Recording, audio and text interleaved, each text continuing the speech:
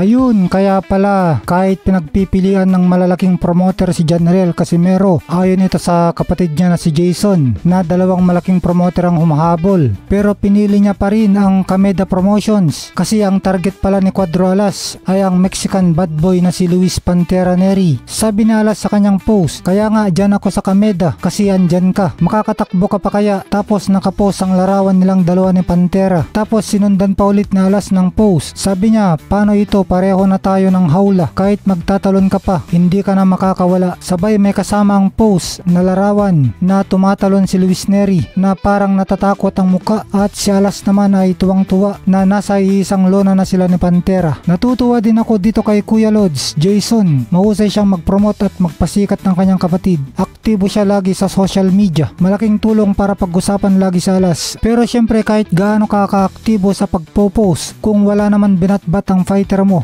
ay hindi rin papansinin ng mga fans. Kaya maswerte sila dahil napakahusay at napakalakas ni Cuadro Alas. Kaya yung ingay nila ay napapantayan ng kahusayan niya sa suntukan. Base dito sa post ng Casimero Brothers na matagal nang tumatakbo si Luis Neri kay Casimero at ngayon nakakita ng paraan si Alas para di na makawala pa ang Meksikano sa kanya. Dahil malaki ang promotion nila, Asian Powerhouse na promotion, ay hindi naman na siguro tatanggi si Luis Neri dahil sigurado malaki ang ibibigay nilang premyo sa kanilang dalawa, matalo o manalo man. At siguradong papatukin ng mga Hapon ang bakbakan dahil parehong sikat ang mga ito sa Japan. Dahil marami na rin silang pinatumbang mga Japanese boxer at pareho din silang naging bahagi ng pinakasikat na boksingero sa Japan na si The Monster na Oya Inoue. Minsan nang naitakda na maglaban sina Cuadro Alas at Inoue, di nga lang natuloy dahil sa pandemic. At si Luis Neri naman ay naikasan na ng Kameda Promotions ang laban kay Naoya Inoue kung saan umiskor pa si Mexican bad boy ng isang pabagsak. Pero bandang huli ay nagmukhang lantang gulay itong si Neri dahil sa pambugbog sa kanya ng The Monster. Dati nang pumapalag itong si Luis Neri sa hamon ni Casimero pero hindi lang matuloy-tuloy ang laban nila. Sinabi na rin dati ni Luis Neri na madali lang daw niyang wasakin si Casimero dahil wala daw itong galaw